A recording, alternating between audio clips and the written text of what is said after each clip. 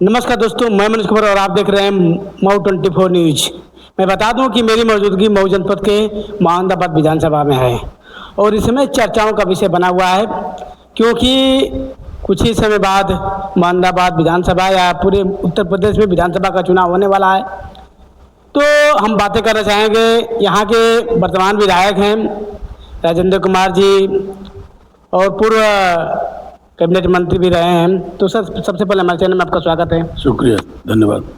तो सर, जिस तरह से इस समय मोहम्मदाबाद में चर्चाओं का विषय बना हुआ है, जिस तरह से भाजपा के क्षेत्रीय अध्यक्ष आए और बताया कि पूनम सरोज जी यहाँ से प्रत्याशी घोषित हो सकती हैं, तो क्या और बहुजन समाज पार्टी द्वारा जे.के. आज़ाद को यहाँ से प्रत्याशी घोषित कर दिया गया, तो किस तरह से आप देख रहे हैं? ये पार्टियां हैं तो अपना कैंडिडेट तो घोषित करेंगे। भाजपा अगर पूनम सरोज को करती है तो बसपा ने अपना कर ही दिया है। रही सपा की बात, तो हम लोग सिटिंग एमएलए हैं और 52 से अब तक का रिकॉर्ड टूटा है। अब तक यहाँ की हार जीत 500, 1000, 1500, 2000, 2500, 3600 की यही होती थी। आखिरी जीत 3600 की हुई। इस बार पंच के आशीर्वाद से, कार्यकर्ताओं के सहयोग से और अपने प्रयास से और नेता के आशीर्वाद से ये जीत हुई 26,649 वोटों की, जो 52 से अब तक का रिकॉर्ड टूट गया। तो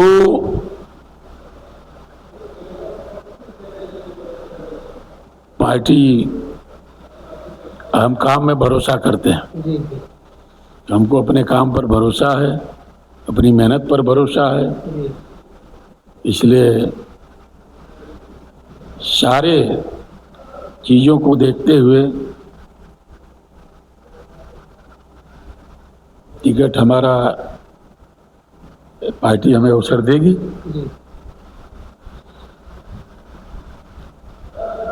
इसलिए हमको भरोसा है कि पार्टी हमें अवसर देगी। तो विधायक जी, जिस तरह से यहाँ चर्चा बना हुआ है, इस तरह से दिनेश चंद्रा जी बता रहे थे कि जब भाजपा की जैसी टीम जहाँ 1600, 800, 1000 वोटों से बढ़कर के प्रचंड बहुमत आई, तो बसपा भी 50,000 वोट पाती है।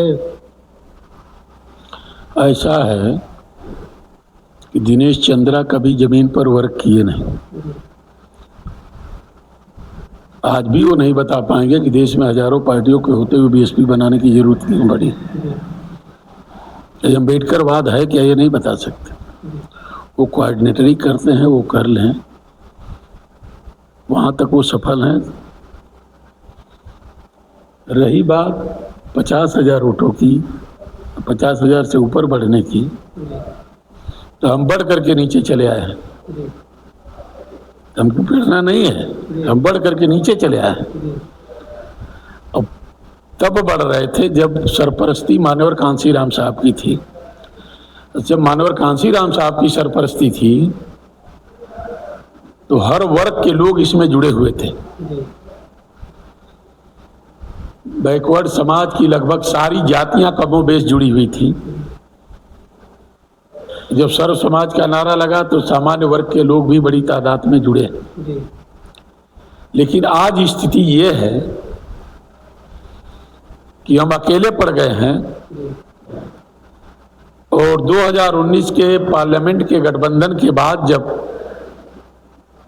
मान्या बहन जी ने 1 सप्ताह बीतने के तत्काल बाद ही गठबंधन तोड़ दिया।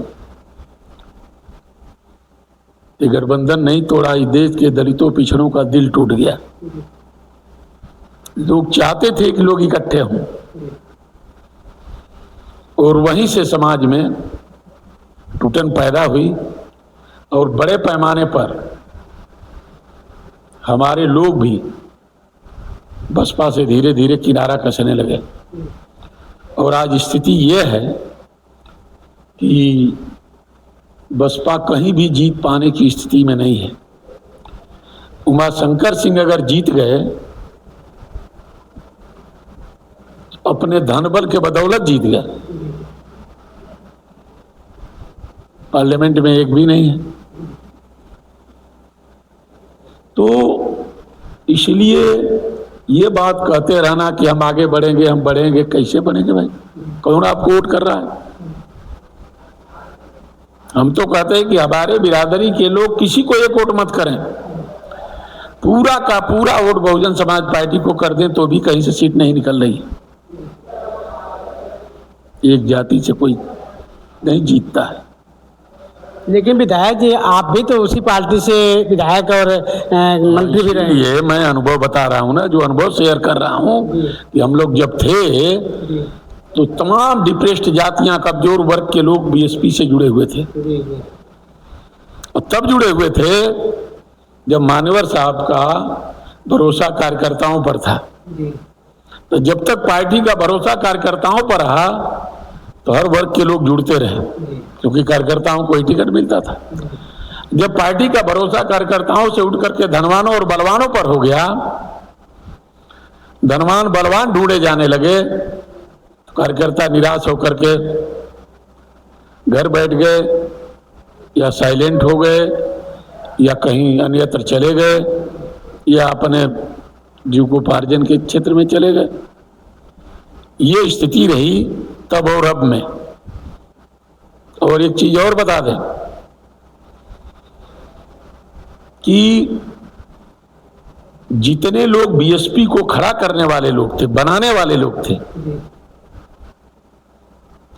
सबको किनारे लगा दिया गया। अपवाद स्वरूप इक्के दुक्के लोग कहीं कहीं बचे हैं। अब वो लोग पार्टी को बनाने और बढ़ाने का जिम्मा लिए हैं जो खुद ही नहीं जानते कि हुआ अम्बेडकर। इसलिए कहीं से किसी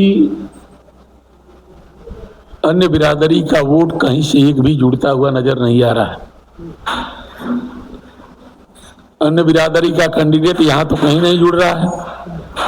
दूसरी सीटों पर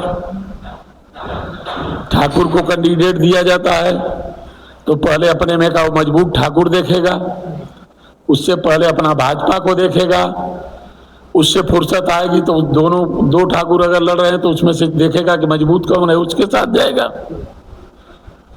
ये स्थिति होगी। इसी तरह से किसी भी वर्ग को दिया जाएगा तो उस चीज की वो पहले तो जिस पार्टी से वो जुड़ा है उस पार्टी को देखेगा। जैसे घोसी में चर्चा है कि जायसवाल को टिकट दिया जा रहा है, मधुबन में चर्चा है कि कोई ठाकुर है उनको टिकट दिया जा रहा है। तो ठाकुर का नेता तो आज पर सर्वमान्य नेता उत्तर प्रदेश में जोगी जी हैं। जोगी जी जब बचेगा तब ना दूसरे ठाकुर को वोट करेगा। इसी तरह से जहां दो घर बनिया हैं वो भी बीजेपी का झंडा टांगे खड़े हैं। तो जब बीजेपी से उनको फुर्सत मिलेगी तब न दूसरे पार्टी के बनिया को वोट देंगे। इसलिए कहीं से कोई एक वोट मिलता हुआ नजर नहीं आ रहा है। ऐसी स्थिति में केवल मुंगेरी लाल के हसीन सपना दिखाने से कुछ होने वाला नहीं,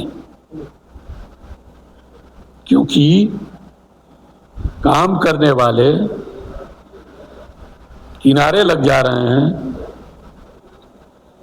जो एक दिन भी पार्टी का काम नहीं किया वो कैंडिडेट बनकर के आ जा रहे हैं। ऐसी